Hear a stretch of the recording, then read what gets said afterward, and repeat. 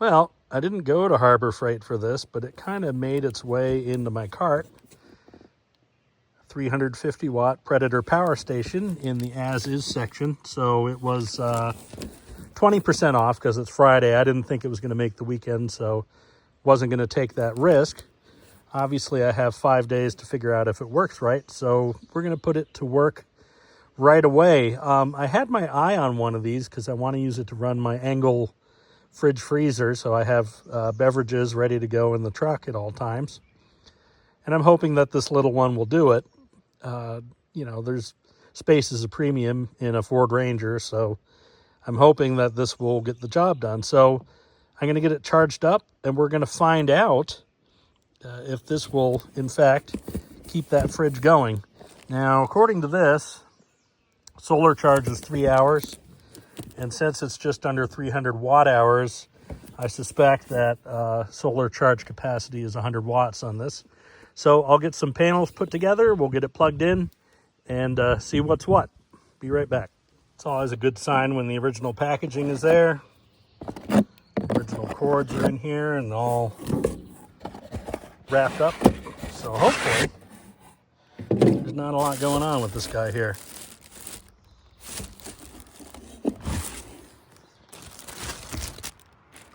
And there it is. Boy, this thing's teeny. All right, let's get it plugged into the solar, see what the charge status is, and go from there. All right, so I have the 4 25 watt amorphous panels hooked up here, more or less facing south. And then they're connected together with the 4-way combiner right here that comes with them. And then that heads on this way to our MC4 adapter. And finally to our charging cable. So hopefully, hope the polarity's right. Let's plug this thing in.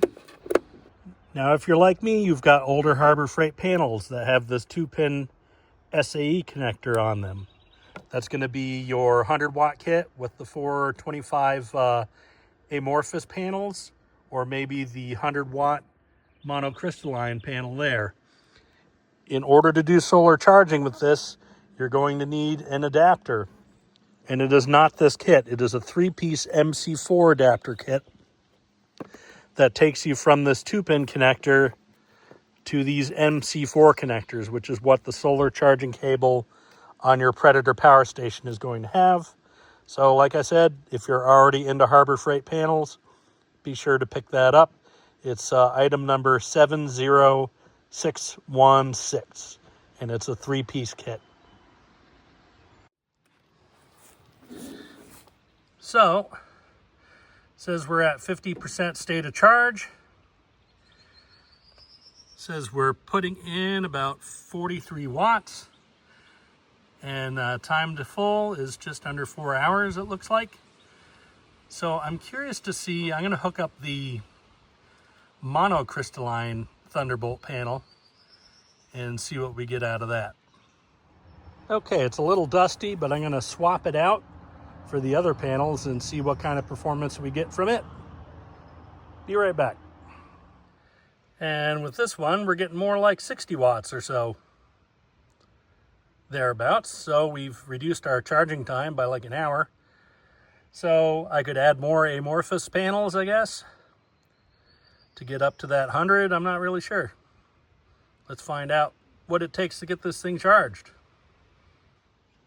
Okay, so I've got the 100 watt Thunderbolt, and I added 2 of the amorphous on and just aimed them straight at the sun instead of south.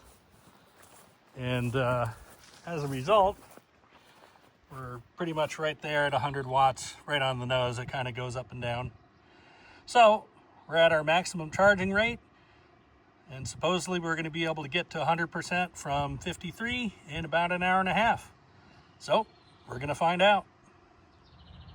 The charging rate started to taper off a little bit down to 86, 87. So I did add one additional amorphous panel just to bring it back up, because I don't feel like re-aiming these panels over and over and over again. So we're still at an hour and a half. Let's see how it goes. You can hear an itty bitty fan going there inside. Slowly and quietly, but it's there. I'm guessing this little icon here means that fan is running too. So this is my Engel 15 freezer. I've had this for 23 years. I bought it when I was driving tractor trailer over the road and was able to keep food in here completely frozen. It's probably not as strong as it used to be, but it still works. And boy, I mean, I probably paid $500 or $600 for it 23 years ago, so it wasn't cheap, but I mean, 23 years speaks for itself. It's had a rough life and it keeps on going. So I think it's about, well, it says 13 liters. So whatever that is in quarts.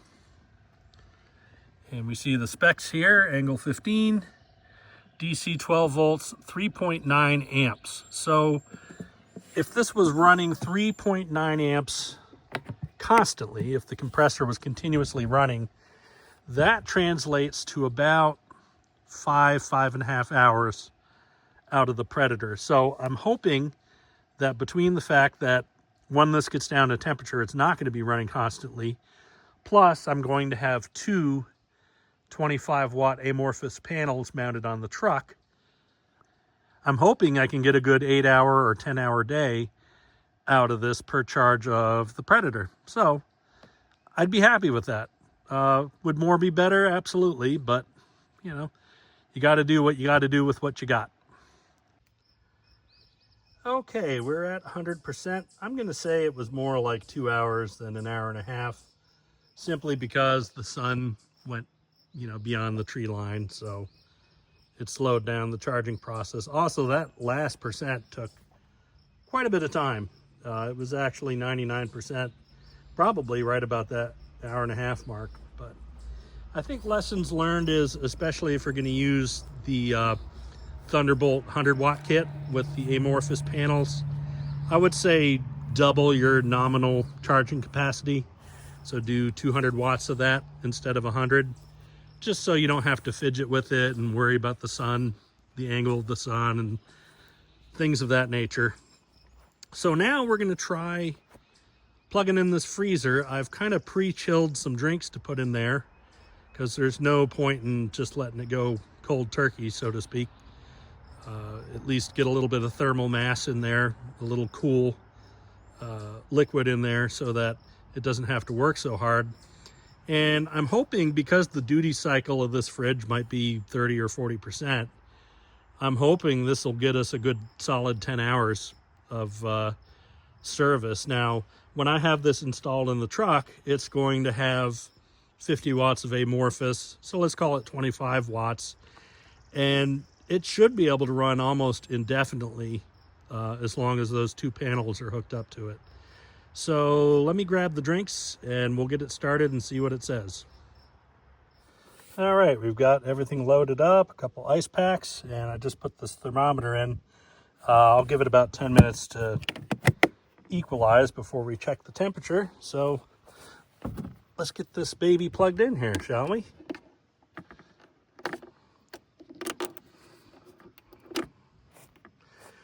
And we'll turn this to 2, I guess. There we go.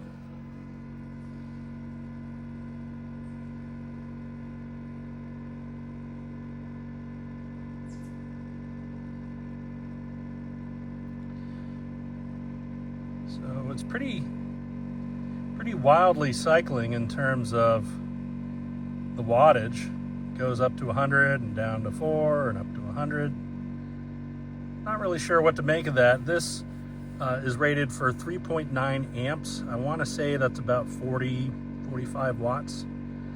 Something in that ballpark. So theoretically, this should run about 5 hours with the compressor running constantly. Now, obviously, the compressor is not going to run constantly when it gets down to temperature. So that should get us some more time. And just to kind of simulate things a little bit more accurately, I'm going to put 2 amorphous panels like I have on the truck. I'm going to put them on the solar charge and just see what it does. It's not going to be putting out a lot of wattage now, but it's going to help extend that time. And theoretically, this should be able to run nonstop with no issues with 50 watts of amorphous panels. So let me hook those panels up real quick. So you can see, even with a mere 15 watts coming in now, the runtime has jumped all the way up to almost 12 hours. So really, I mean, maybe it would be better to have a little bit bigger station. Maybe I should have gotten the 600 or one of the bigger ones, but I think this is going to be perfectly fine for this application, as long as I have enough solar into it. If I can get 25 watts into this, it's going to be in pretty darn good shape, and I won't have to mess with it too much. So I look forward to getting it installed. I do need to figure out how to keep it cool. The truck box obviously is polished aluminum, more or less, so it should keep it reasonably cool in there, but I do want to really make sure that I don't overheat this, keeping it in the truck like that. So other than that, I think it's definitely satisfied every condition I have for it. And even if I need to just charge it up on the panels at home here, no big deal. Pop it in the truck, go, and then plop it back on the panels when I get home. So very happy with this.